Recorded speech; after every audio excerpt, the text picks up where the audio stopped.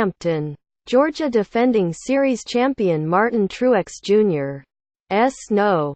78 Toyota was the first team to struggle with NASCAR's new optical scan inspection, and the punishment was a key crew member. Truex Camry failed to clear pre-qualifying inspection 3 times Friday, resulting in the ejection of car chief Blake Harris from Atlanta Motor Speedway. Truex will start 35th in Sunday's Folds of Honor QuickTrip 500. NASCAR Vice President of Competition Scott Miller said the car had multiple problems with body scans for rear wheel openings and rear toe failures. Furniture Row Racing President Joe Garone said the team couldn't get a handle on the new optical scanning station. Many teams, including Furniture Row Racing, have replicas in their shops of the system, which relies on high-definition cameras and projectors. It's a new process, Garone said. We're working hard. Collectively, the whole garage is to figure the boundaries out and how to get through. And NASCAR is working with their equipment the same way. It's just tough.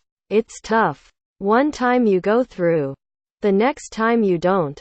You go through again and some things pass that didn't pass the time before. It's just frustrating. But we'll get it all worked out. It's just a matter of time. Crew Chief Cole Pearn had a viscerally negative reaction at the station when told by NASCAR officials the car hadn't passed on its third scan, 7 minutes before qualifying was scheduled to begin. Garone said the vibe within the team was pretty volatile at the moment. Because you're trying to figure out what you actually did, especially when you feel like maybe the equipment itself is off a little bit. It's also on our side as well. It's just a weird set of circumstances. The tolerances are very tight. It's difficult to get through and push where you need to and be conservative where you need to and figure it all out. It does change every time you go through. Story continues. Miller took umbrage at the suggestion the new station wasn't reliable, which was a frequent criticism of the previous laser inspection station that the optical scan replaced. Of course they're going to say that. But we had 20 people make it through on the first attempt and multiple people saying how consistent the rear wheel alignment was versus our equipment last year, Miller said. The only comments I had today on the rear wheel alignment part was positive comments, not negative comments. We ended up with one car failing to clear inspection. All I can say is I feel like we did our job, Miller said after the third failure.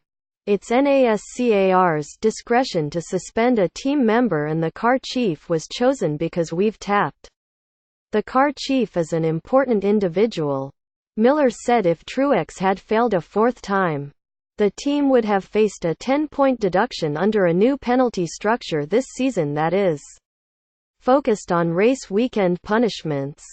Miller implied the team had chosen to skip trying to clear inspection a 4th time to avoid risking further penalty. But Garone said the decision was made because we're out of time.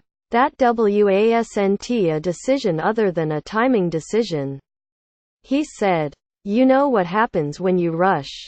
The driver goes out. And he's all amped up. And it's just not worth doing.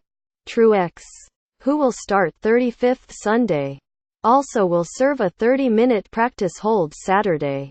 Pole sitter Kyle Busch, whose Joe Gibbs Racing team supplies Toyota chassis and has an alliance with Truex team, was surprised the No. 78 was the only inspection casualty Friday. I certainly would have guessed there would have been more. That they wouldn't have been the only ones. Busch said, I honestly have no clue on what happened to them. I don't have that information from any of our guys.